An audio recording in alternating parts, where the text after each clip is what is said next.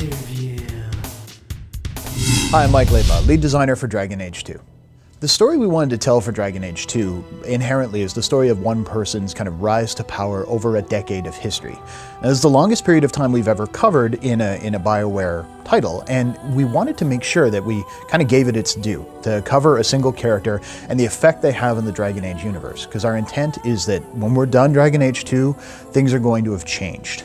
I don't want to get into details as to what, but when we were looking at mechanics, how could we do something of that scope, hit something that big without, dragging the game out? We started looking at different storytelling techniques, and a frame narrative just leapt off the page as one we could use. Now, the usual suspects or Princess Bride do an exceptional job of kind of jumping into and back out of the story. So our thought was, if we had characters in the future, characters who already knew that you were one of those key characters, you were at this event that would change things across the face of Dragon Age, then we could have them telling your story kind of from that future perspective, which meant not only could we have them, kind of guiding us forward, getting to the most important moments in the life of man or of the man or woman who changed the world, but also they could react to the choices you were making, which is really key because it does keep the game more reactive than I think any other game we've ever done. In the demo, you see, Hawk just slicing through Darkspawn, obliterating everything in his path. And what we wanted to do is give players a taste of what it's like to be the legend of Hawk, right? To be the character that everyone knows, that everyone kind of looks at as this influencer in the Dragon Age world. And that means it can tweak the gameplay. You can end up with this, kind of super-powered character who can destroy things. He even acts a little bit differently based on the way your legend's being told.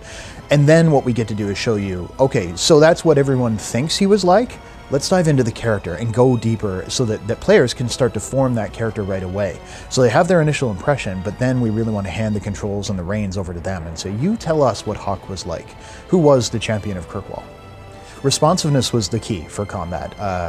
I always felt that there'd be times when you'd give an order and in earlier game it was carried out like a suggestion, like, okay, I'll get up there, I'll start fighting. Sure, that worked really well because you still had that feeling like you were a general, right? You had that tactical control. You could say move here, move around behind, start stabbing, which was fantastic, and I didn't want to lose that, but that didn't mean that we had to keep it slow, to keep it kind of measured.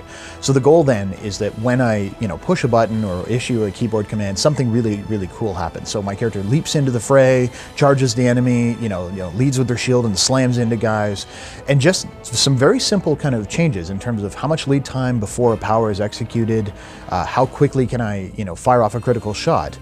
And to my mind, if I can know that my character will respond the moment I issue the order, then I can actually plan my strategy much, much more effectively.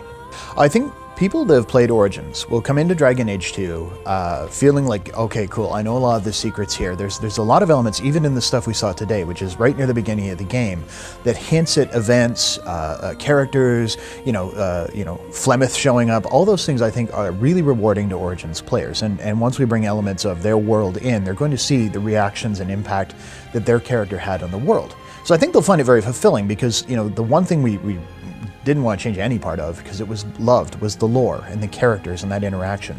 So I think Origins players will find themselves right at home. Certainly it's a new story, it's a new hero, but I think that they'll really, really dig the elements that they can find that are of the familiar. But again, new players coming in get enough of the taste of the Blight, enough of the events of Origins through that destruction of Lothering, that they can come in and quickly be brought up to speed. Because one of our big goals was not to make Dragon Age 2 a game oh no, sorry, you have to have played Origins.